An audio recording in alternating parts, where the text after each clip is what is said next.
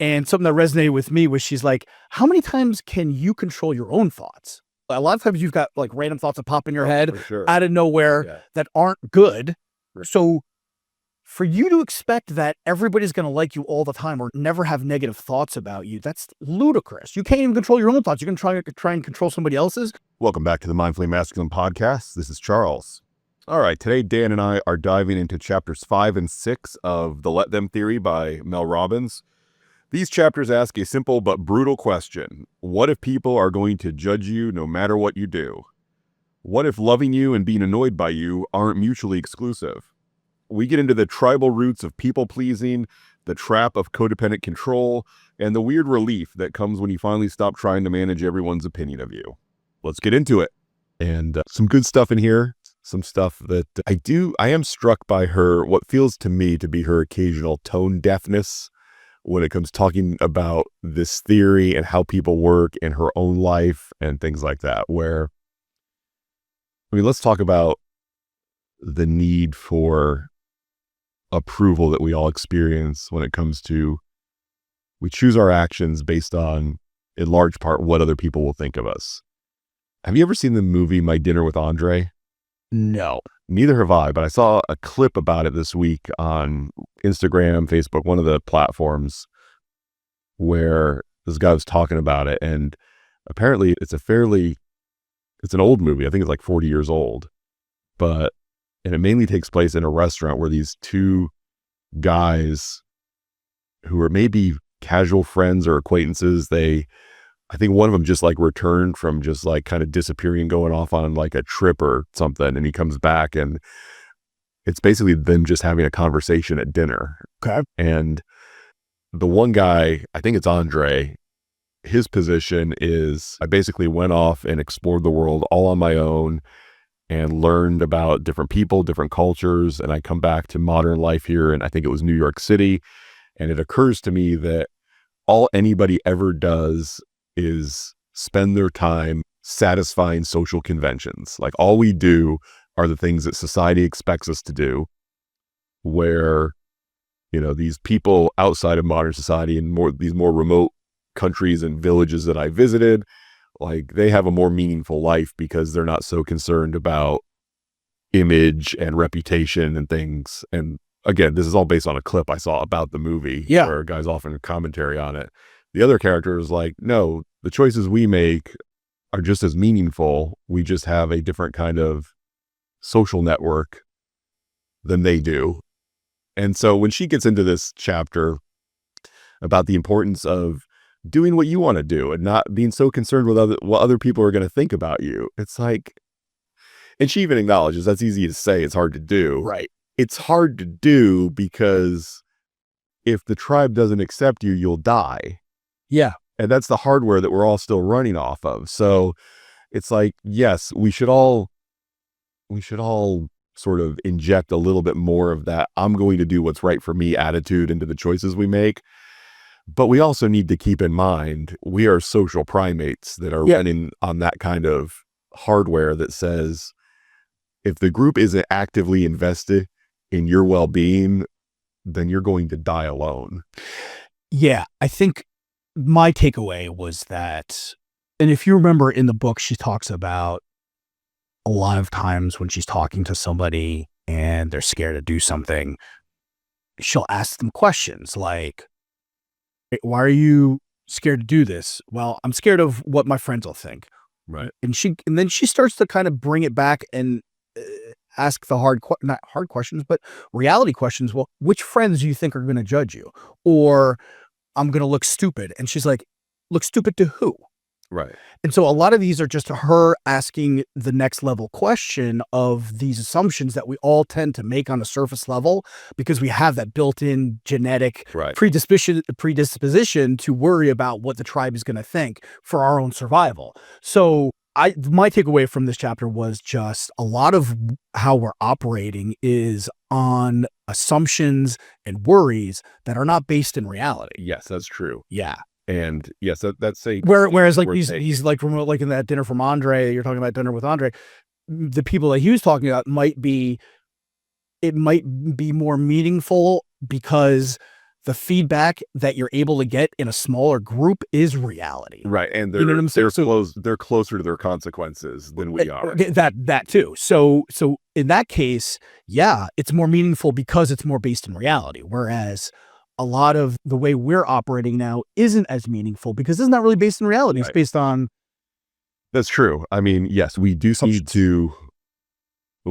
to make the kinds of choices that get a certain level of approval from the people in our lives so that they stay in our lives and we can continue to rely on their support. The problem comes in when you start making decisions based on what you think people will approve or disapprove of when it's not even accurate. Yeah. And that's the takeaway I'm trying to focus on from these chapters, where what she's saying is, don't say to yourself, I'm just not going to care what people think anymore. It's don't tell yourself inaccurate stories about what people are going to think or not think. Yeah, I appreciated that because she was like, of course we're going to care what people think. Like, right. And we have to, and we should. Absolutely, Yeah. 100%. But it's just, how much power or weight are we giving them? The other thing that I liked when she said, just assume people are going to have negative thoughts about you. I like that too, yeah. And she said a lot of times, perfect example, like her big hairy dog jumps on her lap and she gets annoyed and says he needs to basically control himself and Right. and be better behaved, but doesn't take away from the love that she has for the dog. And what helped me also was when she said two things can be true at the same time. You can be really annoyed by somebody in your family or friend group or whatever, but still love them. And that doesn't take away from the love. So just assume that people are going to have negative thoughts about you when you are doing anything that perhaps makes you feel a little bit nervous by putting yourself out in public. And I absolutely need to take that advice as well. Yeah, I think one of the interesting points that was made in chapter 5 is that sacrificing what you want in order to please other people is not a sign of virtue. Yeah. The thing that it was hard for me to identify with a little bit when she started talking about her family and like sometimes I have to remind myself that people, like adults, have members of their family of origin in their lives in a way where they're like talking or catching up or conversing on like a daily basis. And so I've had to make do with finding my own family in other ways. But yeah, like it must be tough where it's like, I love you and I want to be around you, but you're making it hard. It's like, if it's only you're making it hard, then easy decision. Yeah. Fix that. Right. No problem. Yeah. But yeah. So I do understand some level of people pleasing and saying yes to things that you don't want to say yes to. I just don't understand it on that level with mommy, daddy, grandma, grandpa. I mean, you you could basically, I think you swap out a friendship you've built for years, right? Where there's been years of value between the two of you, where you're just like, oh, I'm not going to throw this away because this certainly went right. So certainly had that. I've had it in romantic relationships as well, where it's like, okay, this is not going well, but I don't want to 86 it because there's a lot of good stuff here too. I get that. I just, when people tell me their story about how hard it is to relate to their mom and dad or aunts or uncles or grandmas or grandpas, I'm like, what? It's not hard. You just hang out with them. Just hang out when you want to. And when you don't, you don't. Right. Like, what's the problem? Yeah. It seems cut and dry. Yeah. And that's where she tries to get you to almost, I feel, with the almost, yeah. Is kind of like a let go of that obligation and attachment that you have. Yeah. On some level, I've been doing that with certain people in my life for a long time before I ever heard of this book. Right.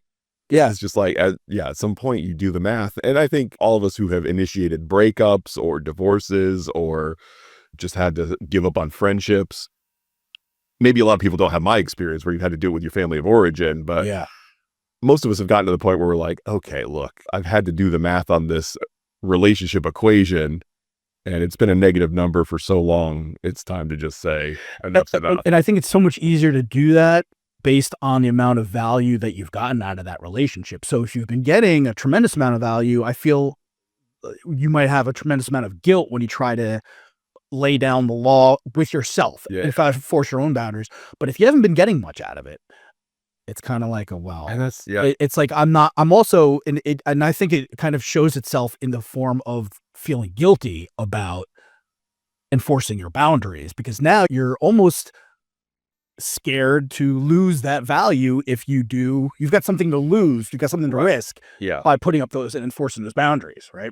Yeah. So, but when I've done that for my own family and friends, and I've done a form of let me and just kind of let them do what they want to do. It's more of a let them kind of thing, right? Yeah. And then at that point, the relationship usually got better because it let me let go of my expectations and the stories and the things I wanted those other people to do or be or behave like. And once I did that, like, it brought my stress level down, and and she talks about this. I showed up as happier and more open and friendlier to those people. And it definitely made things better. Yeah, and I had to learn myself over a couple years of studying codependency and how it manifests in myself that, people pleasing and giving people what you think they want is another mechanism of control and in many cases manipulation, where it's like, you don't think about it like that. You're like, oh, I'm the good person because I'm doing what you want me to do. I think she mentions that in one of these chapters where it's just like, no, you're actually being very manipulative. Yeah. And that's something by trying to get them to like you no matter what. Yeah. And people who struggle with codependency it's difficult to accept that realization and own it, that just because you're willing to sacrifice for other people and do the things that you think will fill their needs, it's like, it's still in many cases a way to just kind of craft this life where you're the indisposable person that they rely on and they get their fulfillment on because you're always willing to do what you think they need to have done for them. And when you don't get that expectation back, or you don't get your expectation met of what you think you should be getting back from doing all of those things, it turns to resentment on a dime. Instantly. Yeah. Like with I had this unspoken expectation of what your gratitude would look like for this thing you didn't ask me to do, and you didn't give it to me, so you're a piece of shit. Yeah. And it can turn into that sometimes. And the funny thing is, I think a lot of us don't realize that, sometimes it will turn into like a resentment, and it will be a very obvious like blow up. But until that happens, it's a slow burn too. It's a slow burn, and then it starts to eke out in other ways of your behaving and your communication and your language and your stress level. And you're messing yourself up, but you're also messing up that relationship and it's like boiling the frog, right? Like you're turning it up slowly and you're just doing more and more damage and not even realizing what you're doing. I think a lot of time I'm guilty of that for sure. Me too. It wears on you because it goes back to what we've been talking about for almost 3 years now with so many of the issues that men struggle with. It's these covert contracts. And this book is a lot, especially when it comes to relating to other people. It's you have this expectation, if I do this, then people will treat me this way. Even though you're not telling anybody that, you're just working on this assumption that if I do the right things by the right people, then I'll have this easy, comfortable life where everybody loves me. Yeah. And what's interesting, or it's manipulative. Yeah. What's interesting is humans, we've evolved a lot based on the tools that we've created over the millennia. And so in those respects, we've kind of conditioned ourselves to say, we do X, this is what happens, Y happens, right? We use a tool and this is the result we get. And I think we end up applying that to our behaviors and our communication with other people. So this is what should be happening. This is what should come out of it, right? And that is, we're not able to control that. And so now we're trying to control the uncontrollable. And something that resonated with me was, she's like, how many times can you control your own thoughts? A lot of times you've got like random thoughts that pop in your head out of nowhere that aren't good. So for you to expect that everybody's going to like you all the time or never have negative thoughts about you, that's ludicrous. You can't even control your own thoughts. You can try and control somebody else's. So for me, I was able to release my thoughts about this, or my predispositions about this, when she's like, hey, let them have negative thoughts about you. Expect that they're going to have negative thoughts about you. Right. And I was like, all right. And that's hard because especially if you lean on the controlling codependent side of things, where, you're a codependent, but you also want to control things. and you have those control patterns, it's like, it's hard for me to accept deep down in my core that someone can occasionally think bad things about me and still love me and still want to stick around. Yeah. It's like, no, this experience has to be 100% positive and perfect all the time. Right. Otherwise, you're going to leave. Love or hate, right? Like one of the, right? Yeah. It's a simple way to think about it. I mean, Yeah. if you're essentially a monkey that when you flip the switch up, you get food, and when you flip it on it down, you don't, then Right. yeah, you're going to be conditioned to think that way. Start a fire, you can cook food, right? Or yeah, it is. Wheel gets you from point A to point B. It's like tempting to look at people as tools sometimes. That's the model. That's the kind of the brain that we're working with. This chapter was good. Like I said, there were some things where it's just hard to take these kinds of thoughts and simplify them down to the point where you can fit them in a book. And that was one of the things I thought of, like when she's talking about how, do what you want to do and don't care, what other people think. It's like, okay, well, you say that, but even in the process of writing and marketing this book, you're not doing that. It's like, you care very much about all these words that you're reading to me in this audiobook or putting down on paper. They're very curated. Sure. As a part of your function to sell books. Like you want me to respond to you in a certain way so that I buy your product, and you need me to buy your product because you want these ideas to be out there and you want to be, if not wealthy, certainly financially independent. So yeah, I feel like she doesn't caveat the complexity of some of the things she talks about quite enough to say, we are all going to always be convinced or concerned with what other people think of us. Yeah, that's a deep born till when we die. Yeah, there's a lot of work just to work on that. Like a lot of but things that need to be done in order to get through that or get over that type of, or not let it paralyze you. I think. Well, that's the key. For me, it ends up making me procrastinate or paralyze myself. And don't let it, right? And especially the most important version of this, at least to me, feels like, don't be paralyzed by your false ideas about what people will think of you. And that's the thing. Yeah. It's not the, got to remember the false ideas. Exactly. You got to remember. If you are objectively concerned with, okay, if I have a job that requires a suit and I just don't feel like wearing a suit into work one day, there could be some very real consequences to that decision. Like it's clear that when I show up on my job at Wall Street, I'm supposed to wear a suit and tie. I don't feel like it, and I'm not going to do it to please other people. So I'm just going to walk in there in shorts and a t-shirt. It's like, okay, you can do that if you want to do that, but to think to yourself, well, I'd like to wear shorts and a t-shirt to work today, but I'm not going to do that because of what other people might think of me. Like, good. You should, in that exact scenario, you should be concerned what other people will think of you. And I think that's where the work begins, because then you have to say is, well, what will happen? What kinds of things will people think about? And then what will happen? You got to keep going step by step. So then what would happen? Well, I might lose respect around the office. Okay, what does that mean? Well, I might not be eligible for a promotion down the road, or I might lose some of my clients because word gets out that I am behaving outside of norms. Radically outside of norms with no good reason for it. Yeah. So and are those things important to you? If they're not, then go ahead, wear those shorts. But yeah, I think what happens is under the cover is where we do that processing and that thinking of those steps ahead. And that's where we can kind of go wrong, because we're now, I think, keeping it all in our brain, where we've got the logical, rational part of our brain, but we also have the emotional, arching, over paranoid, it's primitive part of our brain, kind of mixing all the stuff together. And I think we can kind of undo that if we write it out. I mean, again, it takes time and effort and energy to do that and to say, hey, I'm going to write and list all these scenarios out. So a lot of us don't do that because it takes extra energy. We don't want to do that. So, but we end up getting a distorted sense of reality because it's all getting mixed in here. We're not putting it out into the world reality-wise. Yeah, I think the problem we all get into where the people pleasing and the codependence will creep in. I mean, one indication of that, and one way you can try to get a handle on it, is stop and ask yourself, how often am I having thoughts like, if I do this, then they'll think that. If I do this, then they'll say that. And so when you are starting to apply that level of strategizing to your personal relationships, then that's a good indicator that you're struggling with a lack of confidence, or just you're struggling with lack. You feel like, the world is a place of scarcity where I might not get my needs met.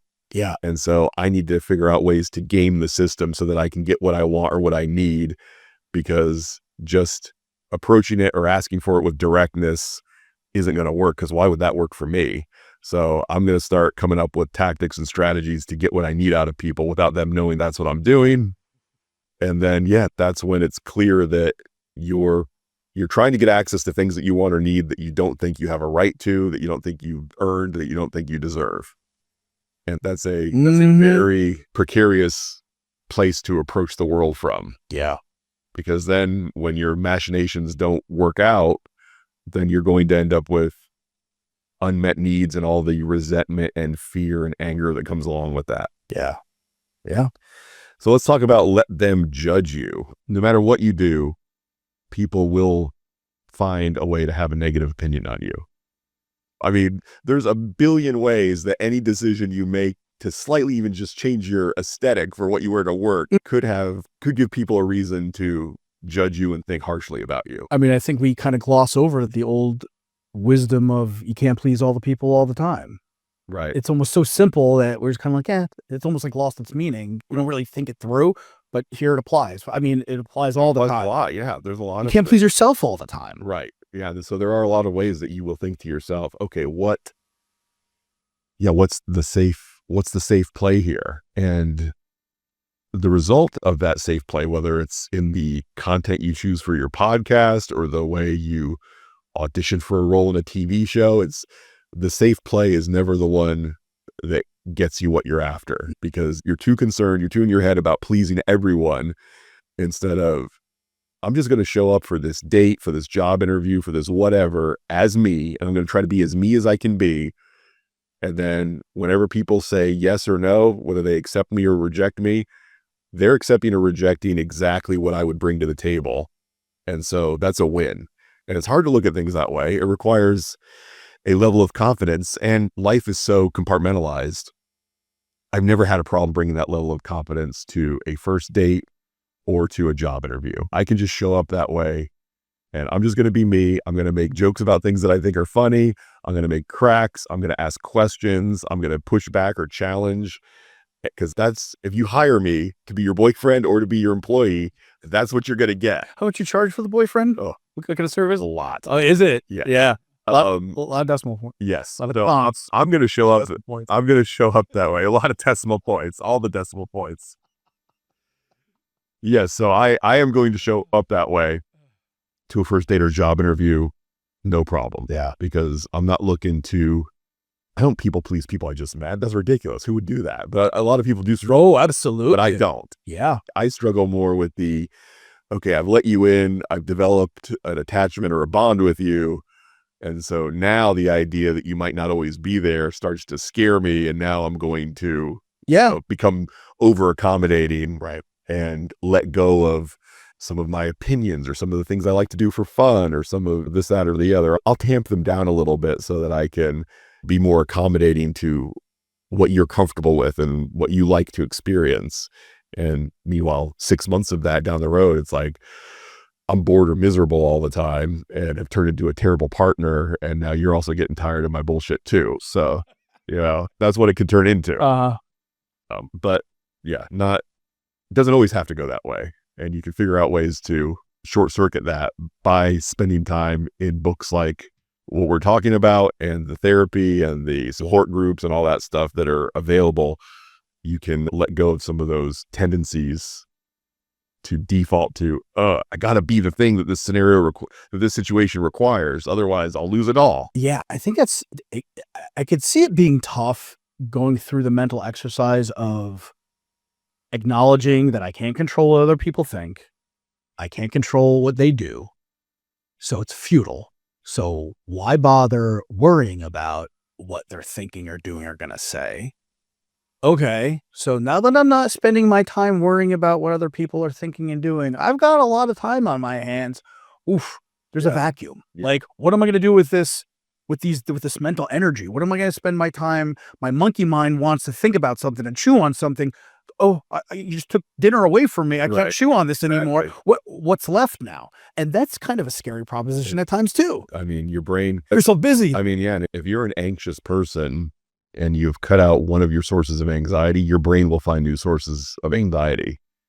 And yeah, what it comes down to is, I mean, that's the same thing that people dealing with substance abuse can. If you're a cigarette smoker and you just stop cigarettes, then you're going to look for something else. If you're an alcoholic and you stop drinking alcohol, how are you soothing that anxiety? Because that's what you're doing, right? There's a root cause for whatever you're trying to medicate.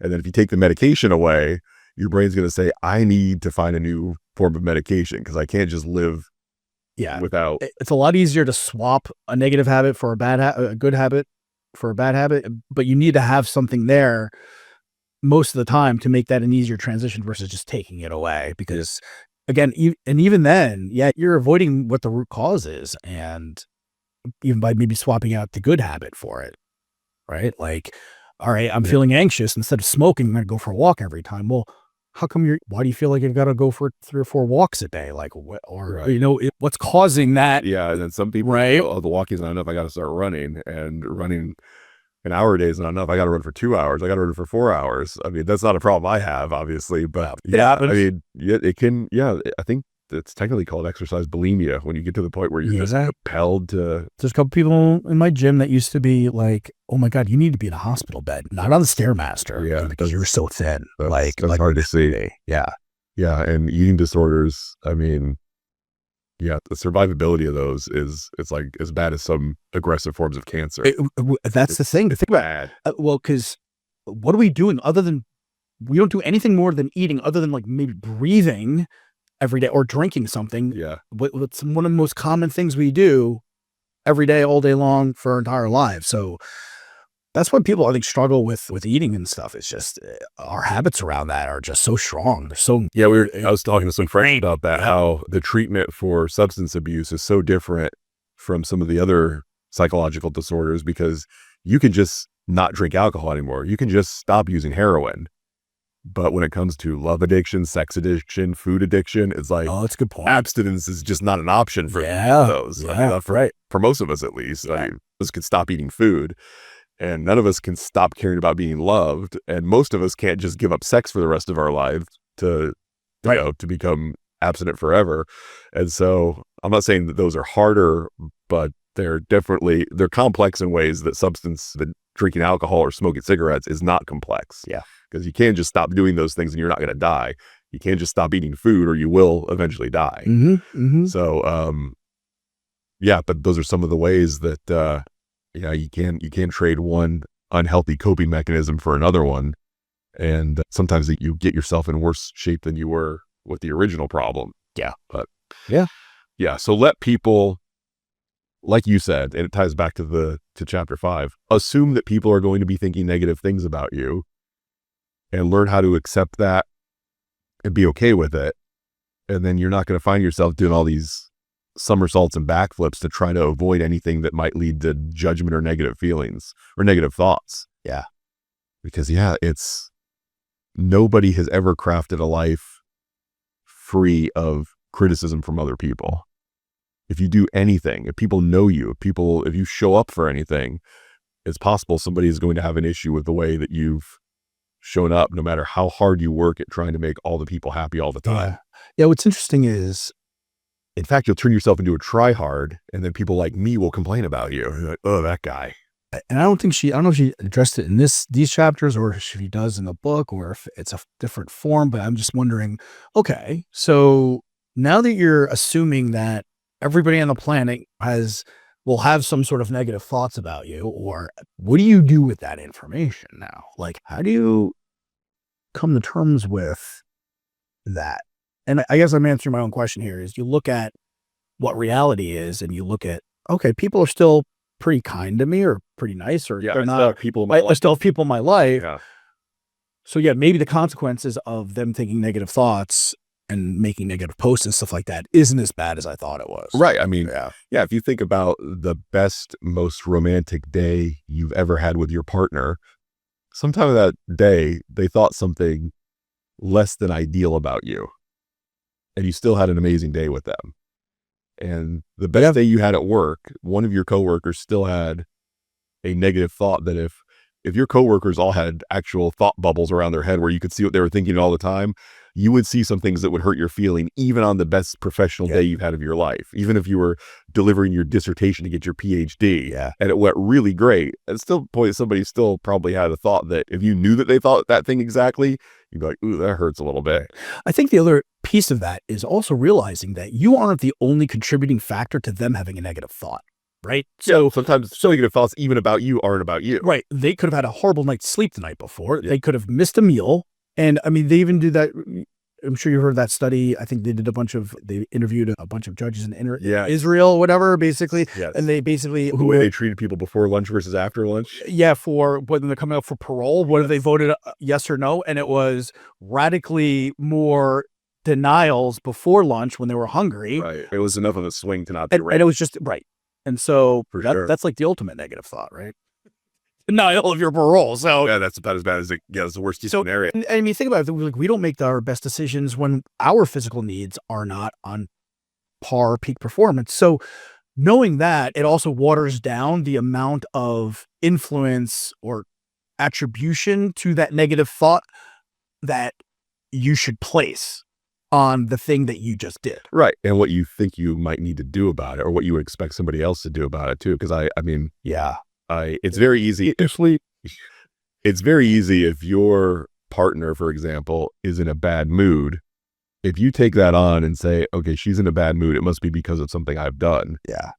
If that's true, then therefore, well, if she's in a bad mood because of something I did, and I'm 100% the cause of her bad mood, then I've also got all the control to fix it. Yeah. And so if it's all my fault, then it's also all in my control. Mm-hmm. If I'm uncomfortable with the fact that she's feeling a little down today, and I take 100% responsibility for her current state, then it's also 100% my responsibility to fix it. So now it's time to, let me take away your individuality and your autonomy and start digging in to fix your problem for you. And that's even worse to do to somebody when they're already in a bad mood. Mm-hmm. No, it's, I speak from experience. All right, Dan, let's stop it there today. I'm trying to remember what the introduction to the next section was, but I don't. Do you recall? I do not. Let me see real quick. Focus on long-term vision and dynamics of friendship, particularly in the context of adult relationships. Acceptance and understanding in friendships, recognizing connections may evolve or fade over time due to various factors. Sounds good. All right, thanks. We'll pick it up there next week. Thanks. All right, thanks so much for listening to the entire episode. We'll be back next week with the next couple of chapters. Please follow our website, mindfullymasculine.com, for audio episodes, video episodes, and anything else we feel like sharing. Thanks. See you next time.